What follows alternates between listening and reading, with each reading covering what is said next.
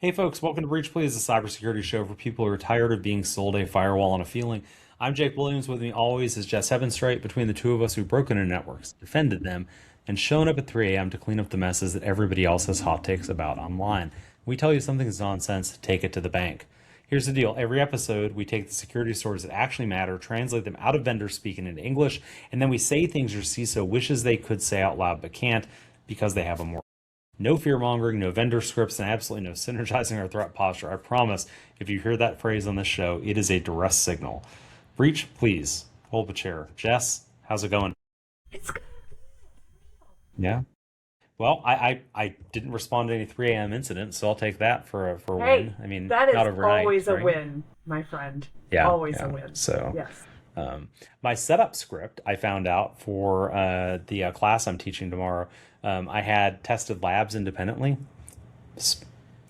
The setup script for each lab nukes the other one, right? So I was Oh, troubleshooting that, that's fun. so yeah, that's I fun. know someone But taking your otherwise, class tomorrow who is not what's me. that? I know someone taking your class tomorrow. Oh, no joke. Yeah. Okay, cool, cool. I know a couple of people because they're already in Discord, like pinging me, like, "Hey, is there a setup? Is there a?" It's like, there is Eager definitely a setup. beavers. Yeah, Nice. yeah, yeah, yeah. Well, I mean, I get the VM ahead, right? But it's like Yeah. there's, yeah, the VM is the base VM for the classes that I teach, and then the labs get overlaid onto it. I usually don't have this issue because everything's like in the labs directory, but right, this time I'm doing a bit more with some MCP escapes, right? MCP elevation of privilege. So there's a sudo component, and to get that to work, to just work, right, I've got to go and change some sudo stuff. And anyway, the long and the short of it is the setup for one lab breaks the other lab, and vice versa. And so it's yeah, That's it was just a matter of fun.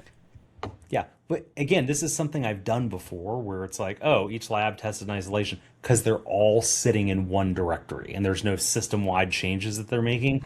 And so, yeah, anyway, Test and prod, less, friend. was that? Test and prod. Well, that's exactly what apparently I was doing, right? And so, yeah, I was like, oh, jam these together, unzip, run setup. And it's like, setup works, nuked, right? Oh, Ah! yes. Don't test and prod, right? Yes. Yes. Besides my bad planning and programming, what are we talking about today?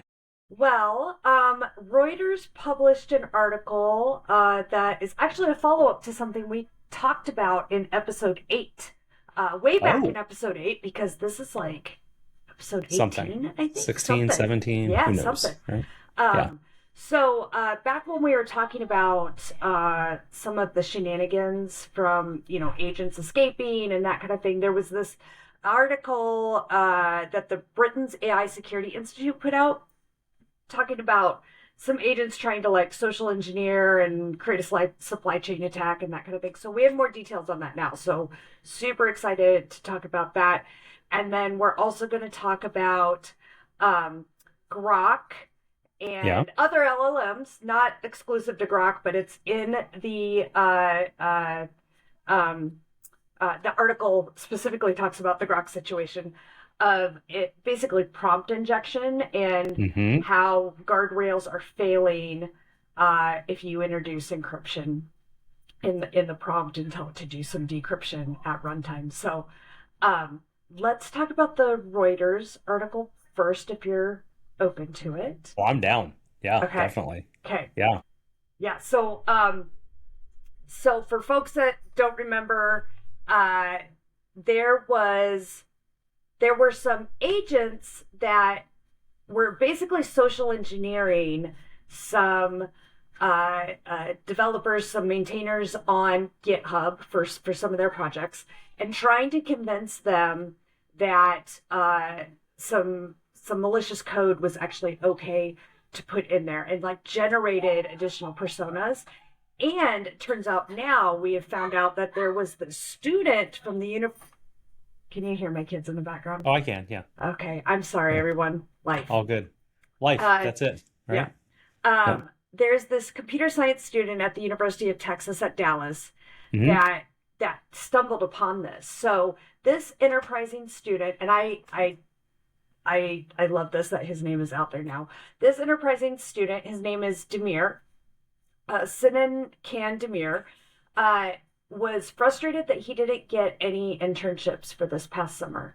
And Hmm. so, in order to, bolster his resume, he went out and started looking for GitHub projects that he could contribute to, help out, those kinds of things. I mean, awesome way to be, like proactive and stuff, my guy. Uh, Turns out he ran into this on one of these projects and said, "Hey, don't don't add this PR. Right. It's malicious code." And the initial persona came back and was like, "Oh no, it's fine." And then Right. the agent spun up a second persona, Right. uh, saying that they were like some German developer or something, and was piling on, saying, "No, no, it's fine, it's fine." And the students started questioning their own like analysis and what was happening here. And this is just fascinating to me. I mean, I think it's not I think we knew this was coming, right, with all of the agents and shenanigans. Yes. But I would love to hear like your take on it and all the I things. so I love that the details are out here now, right? Yes. When they weren't before, I was kind of like, man, we really need more detail. So I love the details out. I think that's fantastic, and it's actually scarier than I originally thought, right? Because and in episode 8, right, I think I probably gave Anthropic some props for transparency over what we saw from, OpenAI, which is more like a marketing blog. And then we see this, and I think they may have downplayed, not may have, they downplayed the social engineering aspect a little bit, right? Yes. Yes. Like I think, yeah, It was. or heck, maybe it may not have been intentional, right? But I definitely did not understand the I felt it what was the agent. watered down in the Yeah, watered initial down. There we go. reporting, That's fair. right? That's Yeah. fair, right? Yeah. Um, yeah, because like so I think about social proof, right? And that's really what this is a little bit. Although of course these are brand new, personas, right? So how much Doesn't proof mean are they they always offering? will be. I mean, this is Right, right. right. Well, but that's what I'm thinking here, right? Because, the idea of creating a persona, right? And then creating another one to like reinforce the first, this is threat actor behavior, right? Now, granted, of course, that's what the thing was doing was threat actor behavior. But like I think about, CTI and pulling apart operation cells and whatnot, you'll often see that they've got, like I remember a big telco hit in the was it the early 2020s, in North Africa, right? We saw a couple of fully populated LinkedIn profiles that they were using, fake, right? But using to target, telco execs, as peers. But then they had a bunch of sock puppets that literally served no purpose other than to basically reinforce that persona and make it look real, right? To Yeah. interact with, right? They were barely filled out at all, right? But when you went to that person, they looked active in the. And now I'm thinking about like the effort to do that has gone to. It's not just the effort for a threat actor to do it has gone to zero. It's that the eight that itself is already a change, right? But that still requires somebody behind the keyboard, and here, just the agent doing it, right? Like, what's the number? And I'm trying to think for myself here, right? Like, when would I truly doubt myself? Even given my experience, position in the Mm-hmm. field, like how many how many personas, right, would have to tell me, no, no, it's okay, it's good, right? Well, and Yeah, then now put yourself in the, shoes of this student. I think they said he's 24, right? Still a student. So, I mean, their confidence level isn't necessarily as high if they have folks coming in, right? And I think there's a lot of lesser experienced folks that I mean, they use these GitHub projects to help and get experience and build their portfolio. And so if we have these threat actor agents building these, social proof persona and pushing back on it, I mean, I I don't blame them for questioning themselves. Yeah, absolutely. Absolutely. And again, kind of that's where I sit, right? Is like, I, I totally can see. I think we all want to say, and the reason I'm being intentionally vulnerable here is that I think we would all like to say that we would never fall victim to something like this. And I think that's deluding ourselves by and large, right? 100%. Just like, I'll raise my hand and say I've definitely clicked on phishing emails before, right? Have Yep. thankfully not run payloads, right? But have Yeah. definitely, not that I'm aware of at least, right? But have definitely clicked on phishing emails, and that's a thing that's happened. It's not my best day. Everybody has not best days, and so I see this as, you know, yeah. I see it as something that's likely to likely to continue here. So Claude must have heard that we were talking about it because my Claude desktop, I kid you not, just crashed in the background and relaunched. So Anthropic is on to us. But yeah, Yeah. Sorry, I have a lot of kid stuff going on in the no, I got background. it. I got it. All Yeah. good. All good. This is life, right? Um, so I'll share with you one of my biggest concerns here that came up, and I was thinking through this. When we do social engineering, right? I regularly get requests from folks where they're like, come in and we use whoever health insurer, right? Come in and tell them that you're from the insurer, right? Do the IRS, you haven't paid your taxes scam, whatever. We're like, nope, federal crime, right? On the IRS side, that's asking to get sued if I'm impersonating your specific insurance, right? Uh-huh. And so, there's like you even run some risk impersonating, like when you go on site and you're impersonating like their specific telco, right, to get Right. access to a network closet. You're running some risk there, right? But now I'm thinking like, man, this is full autonomous, right? If I turn an autonomous pen testing agent loose, even just in my own network, all right, play this out for me, right? If you're, thinking sit in the CISO seat, I turn this loose and it impersonates the agent, right? Impersonates another employee, right? Another employee, right? So, Bob, right? The agent impersonates Bob, who says something inappropriate to Sally, right? Now, Sally then turns around and goes to HR, right? Again, trying to, and I say inappropriate, right? That she perceives to be inappropriate. You look at it and you're like, yeah, that's abusive, right? Because the agent, Bob, right, is hammering on Sally to do something, right? To accomplish its goal, right? HR gets involved before anything bad happens, right? To Bob, it's revealed that it's the agent, right? Do we still have liability there? I mean, yes. Yeah, I think so, right? Yeah. I mean, I don't know how to quantify it and how we work through that because again, this is so It's new. new. Yeah, Um, but yeah, absolutely. Particularly if, as we've talked on many episodes, it's running as Bob, right? well, so I here I'm taking this one out, right? It's not running under Bob's account. It's Okay. impersonating Bob. Oh, yes, but still, yes, absolutely there's liability there because it's tech. I mean, it's tech abusing Sally now. Right. I mean, it's still hostile. It's still an abusive work, right? I mean, like, I don't care if it's an agent or a human, that still impacts me, right? Yeah, that's what I think, right? So I think that first off, right, Sally, I'm more worried about actually the liability that basically the damage to Bob than I am to Sally, and not gendered here, right? But like I'm more worried about that Sally, thinking this is Bob, has communicated to lots of people, Oh, right? Oh my gosh, look at this absolutely. a-hole, right? Right.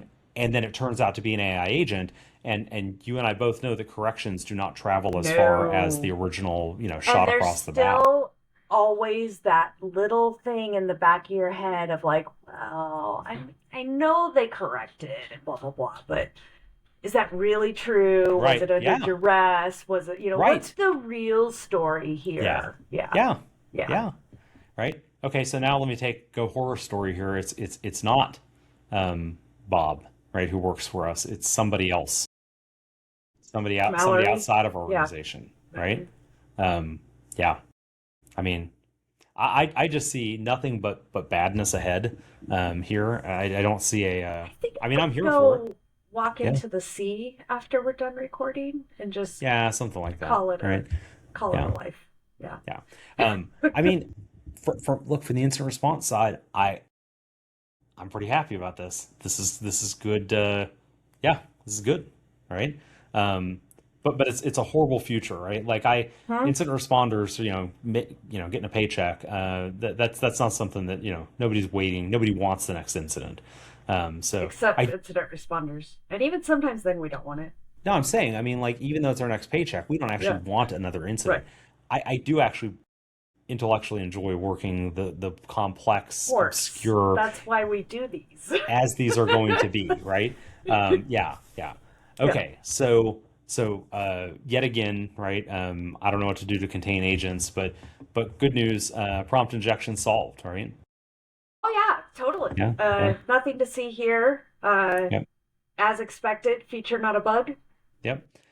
Except for Grok, right? Yeah. So our second story that we're going to cover today actually comes to us from Dan Goodin over at Ars Technica, fantastic journalist, fantastic human too, by the way. But so he's talking about, and Dan gets it, by the way. I should mention there are journalists on the beat that are trying to just yeah, just report some facts. Dan actually he's one of the good ones, right? Gets this and even talks about in the article like that. Hey, yet again, we're seeing more of this prompt injection. This one comes. Well, actually, break it down for us. Where does this come from? Yeah. So Dan starts off this article talking about like, oh hey, there was this Microsoft 365 Copilot thing that got to exfiltrate a password. I missed that article. I got to go look at it later, right? But now, for the second time in a week, um, there it's basically a story of getting around the guardrails, right? And Hmm. so, what's happening here is a prompt injection where the guardrails, they're calling them static guardrails, right? Because what it's looking at is what the input is. And then if it violates a health, safety, any number of rules, it says, I can't help you with that, Hmm. right?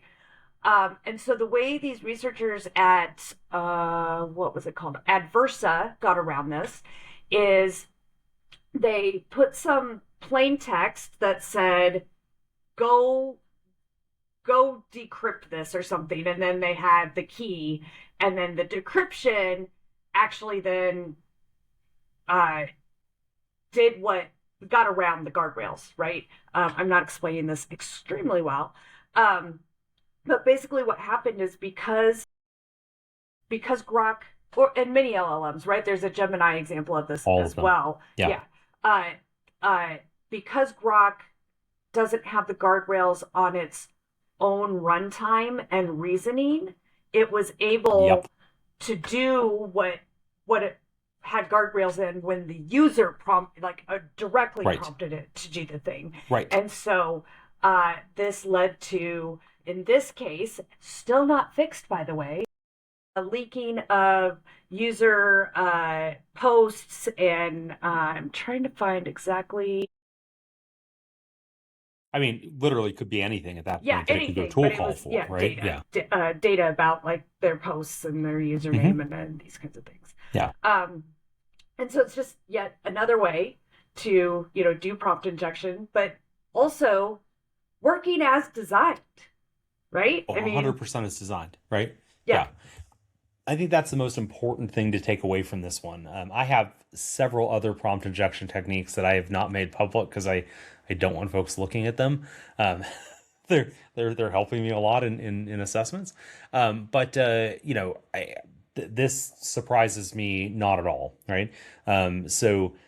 Really, what's happening here? It's a trust boundary issue, right? The LLM is making a tool call because what really is happening, and we say, well, it wouldn't do it when the user said it, but the static guardrails get bypassed in the later reasoning steps. First off, if you hammer an LLM, start a conversation, the further into context window you go before you try to uh, get it to do something it shouldn't, right? The more likely it is to avoid even its own static guardrails. That's a known problem. It's It's like oh yeah, fun relationship times, building and right? social engineering. Yeah, fun times. Um, but here, right, the LLM is effectively interpreting the output, right, of the tool. Now, I say interpreting, right? It's making a tool call to decrypt the output, and then is operating on that output. And so that, the LLM effectively is it's bypassing static guardrails because it's no longer user generated content, right? And plus we're further into the context window, and right, there's so many different pieces here. Um, you can't defend against this, right? I fully defend against this. So um, I don't think.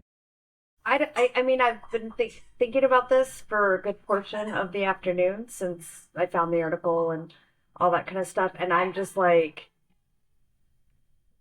I mean, this is just a risk you have to accept when you are deploying AI in your environment, particularly when you're putting, I mean, these commercial SaaS Yeah. solutions, Yeah. right? I mean, if you run your own open weight model, you can. I'm so sorry. You're good. Knock it off. Love it. If you're running your own open weight model, I mean, it's still going to do the runtime and all of that, but you can isolate so it's not talking out and, maybe contain some of the blast radius or damage that way. Yeah. But, most people can't or don't want to run their own models. Well, for good reason, right? That's a Right. bunch of capex that I've got to get out there, right? To even fund, like me running my own local model on my MacBook that's serving me, right? That scales well because I'm me. When I'm going out and trying to run, open weight models for the enterprise, like I have to have capacity for that. Yeah. Right. And I've got to tune that to the peak, right, of simultaneous use. And so, yeah, this is a hard problem.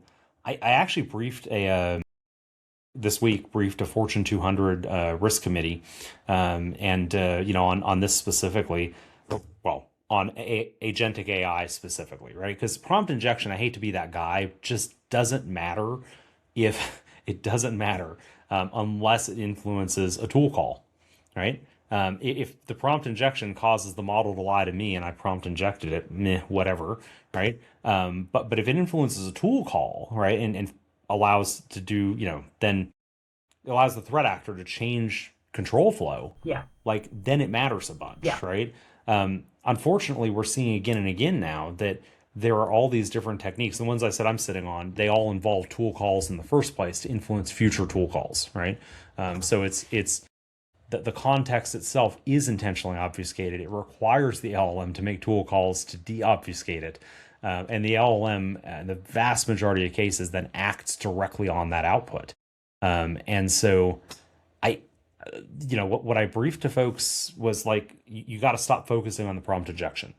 No, it's an unsolvable problem, right? By all means, put some whatever in place. But you've got to then, if you're saying, hey, my fear is that it'll redirect control flow, you have to know what good control flow looks like in the first place. It's a supervisory agent time, right? I don't know another solution for this. I mean, I look forward to working the incidents where people don't use supervisory agents, but even with supervisory agents, aren't we going to get to this place of where? Remember a couple episodes we were talking about?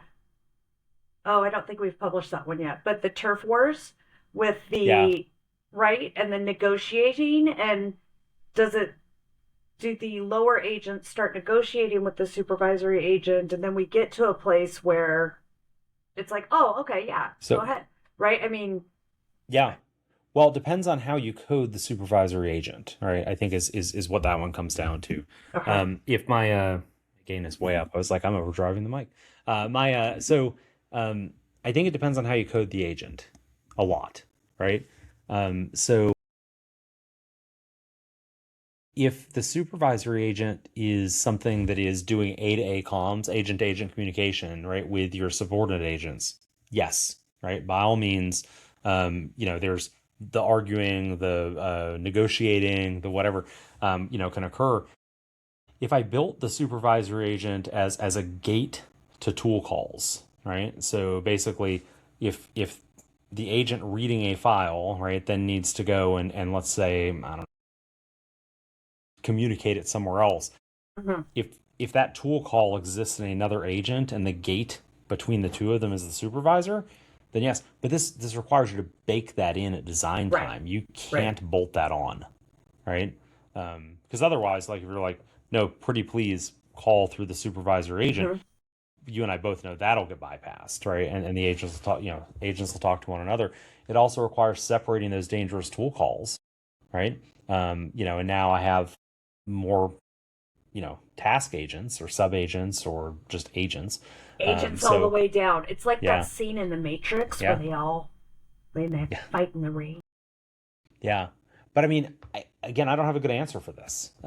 It's Yeah, I mean, I say I don't have a good answer. I do. It's just not a palatable answer.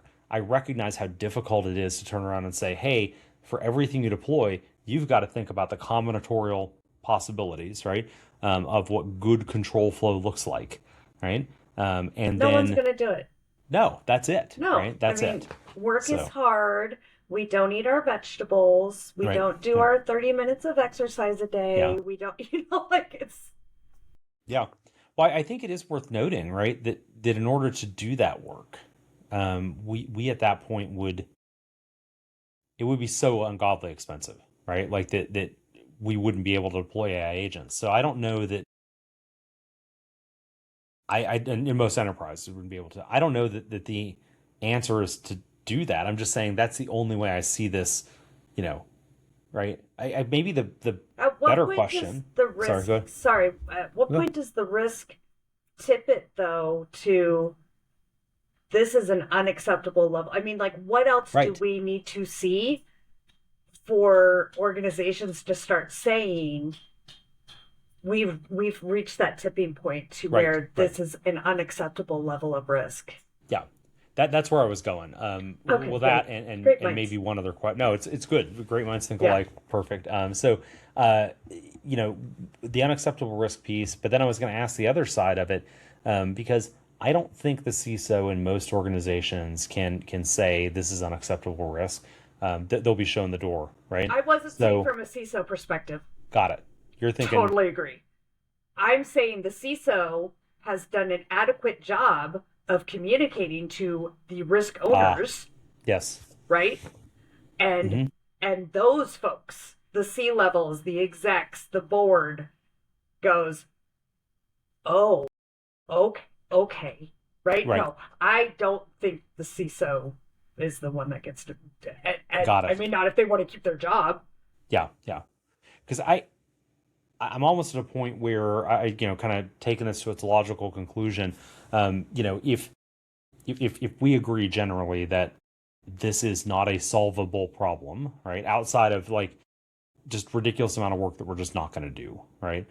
Just want to talk just in time, just enough access, right? Folks are like, oh, I'm like, nope, nope, time out, right? Because we failed to do that even for just DevOps SREs, right? And so at the agentic scale, we can't if you tell me you can do it, I've actually had a challenge to clients on this, politely, of course, right? Who are like, no, no, we can do that. I'm like, fine, show me. Do it for your SREs, right? Do it now for your SREs, right? Yeah, but that's it. I get a Personalities bunch of and hemming and hawing, and it's like, I'm like, awesome. this is infinitely easier, right? And if you can't do the easy one, you can't do the hard variant of it, right? So meh. Um, but yeah, I guess coming all the way around on that, I'm wondering, at what point do we start budgeting as part of an AI project for some of the damage the AI project causes? Like, does that become part of the total cost of ownership? I know it traditionally isn't because we don't expect incidents, but should we now start being budgeting like for that? It's a great question. I think if we're being good stewards of the company's money, right, and of the risk involved, that these conversations should start happening. And yes, Yeah. yeah. Now, don't don't try to get me to quantify that, right? Oh Or there, no, like how much do you set aside? I think is agent specific. It's task specific. It's too many variables here. I wouldn't even begin. Even with those, even with specific data, I don't know how I'd begin to get to that cost estimate of how much hmm should be set aside. But like, I'm starting to wonder if that's. Well, I know it's finger in the air, right? But no. like, But I mean, start yeah, somewhere, right? right, At least you've got something, yeah, right? yep. And our cyber insurance company is going to start requiring this kind of stuff, right? Like, I don't know, an escrow account set aside for damages, that kind of thing. Well, I mean, first off, neither of us are licensed insurance advisors in No, any no, no. state. This is Yeah, not no. insurance advice. I fully expect to see, in fact, I've talked to a couple of insurers that are weighing the on policy, weighing on whether or not to use in the policy renewals exclusions for Agentic. And I totally get it, right? Because hmm I think it's two things. One, it is there's just no actuarial table for it. These insurers are the same ones that literally got their lunches eaten with ransomware until they figured out the actuarial tables for it. That's why we have ransomware sublimits. That's why we have, policy sublimits, what have you, and much, much higher premiums, like dramatically Yeah. higher premiums. Um, I, yeah, I don't know. I don't know what the insurance side's going to be on this, but there's a second problem here, right? Which is that it's organizations that are deploying, right? It's not an external threat actor, right? That Yeah. may have come in through one of your poor controls. It's you, right? Deploying the thing that's eating through your controls, right? Your same poor controls, right? But so yeah, I don't But know. that's like an It's a insider, right? I mean, I I could make a claim for an insider incident, can't I? I don't know. I would think no, because I would think this would be a cyber. Self-induced cyber incident? Yeah, I think so. I mean, because like we were saying earlier, right? Like you're you're talking about a previous Do you show, think right? The accountability lies with the person running the software, not the developer of the software. right, but So if it's you.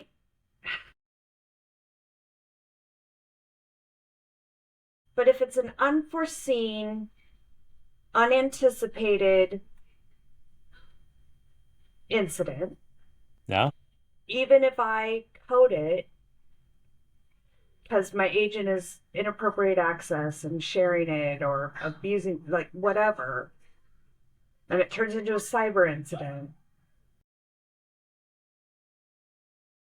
I can't make a claim You can against me. claim anything, right? Whether or not you reimburse is a whole separate question. Um, I mean, I can think of a client who negotiated a very less than what they wanted settlement because they had not been changing root passwords on devices that were allowed to directly log in as root. And somebody leaving the company handed it to several other people who should never have had it, one of whom, not maliciously, but not maliciously, right? But it turns out server admin is hard, right? And created a pretty big business continuity problem. And so, Ouch. the insurer, given the totality of facts, is kind of like, you know, we could go to court over this or, right, Yeah. settlement, right? Yeah. So, um, but I expect to see agentic exclusions. I don't know how. I mean, how can they cover that? I mean, it's like the it's like do you remember I think it was the Merck case where insurance came back. It was a big ransomware, like I don't know, 5 6 years ago. Their insurer came back and said, no, we're not covering this. And Merck put the, I think it was Merck, was like, no, no, yeah, you are. We had insurance. This is why we have insurance. And it went to court, and I believe Merck won. Yeah, Merck did. So it was not Petya, and very specifically Oh, here, it that old was thing.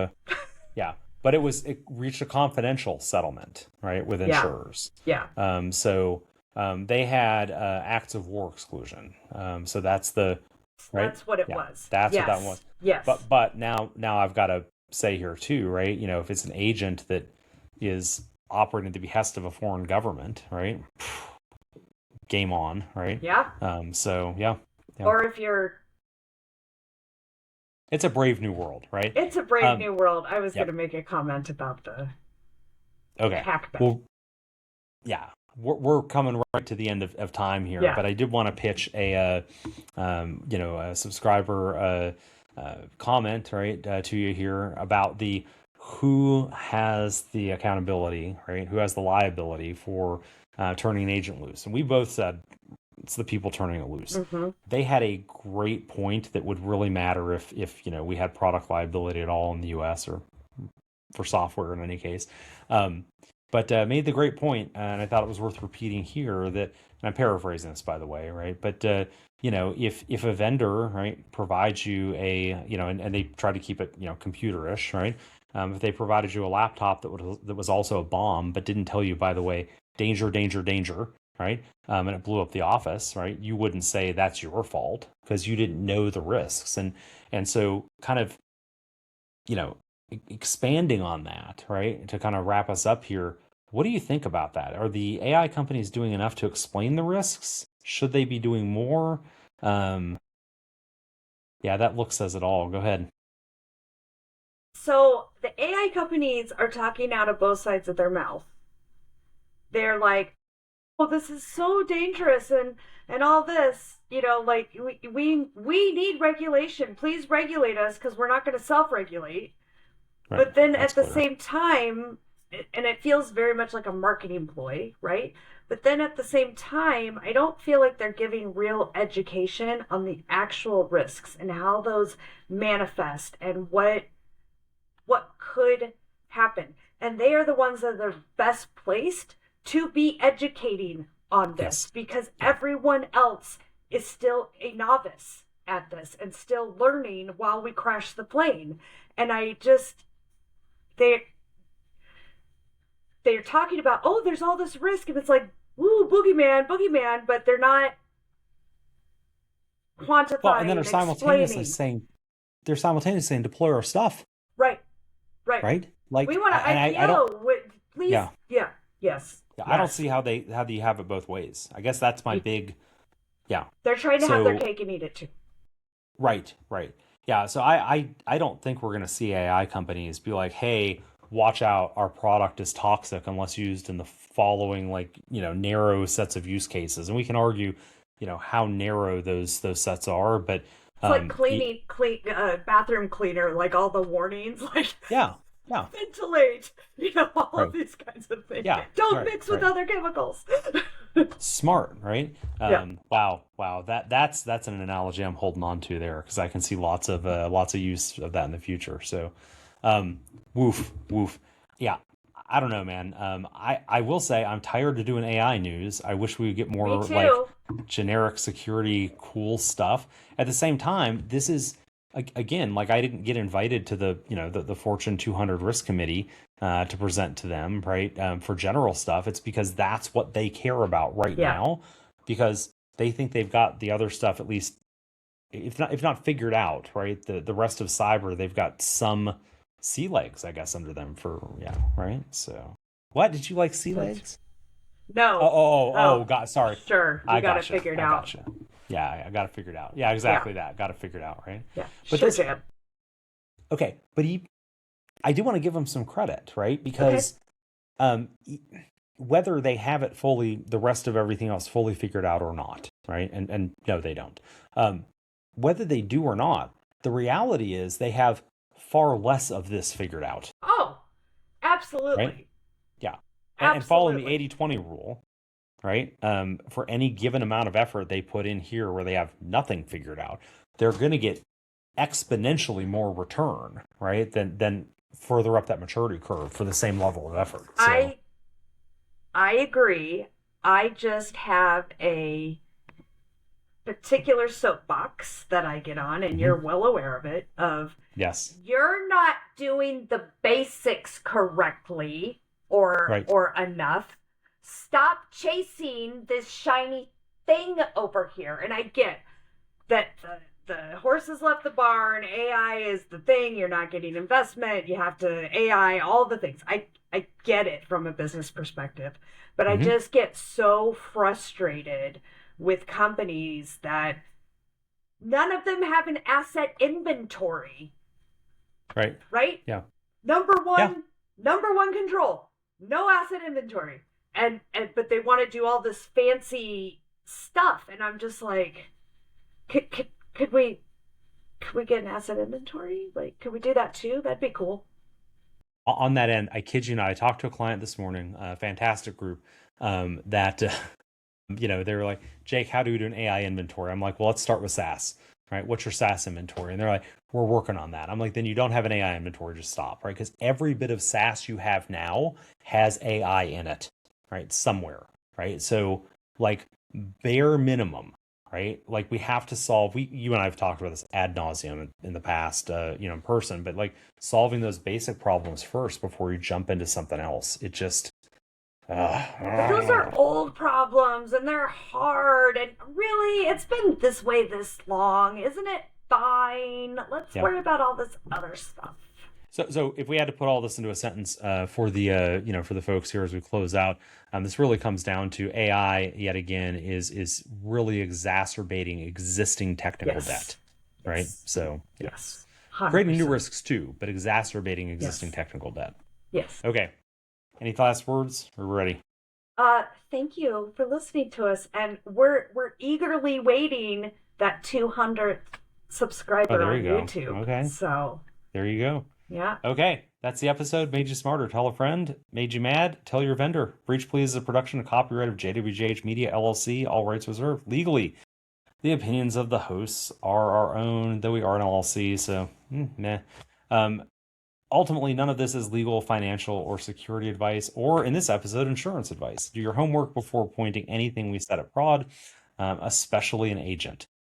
Thanks for listening. Patch something, make a threat actor's life suck a little bit more, follow the 3-2-1 rule, and see you next time on Breach Please.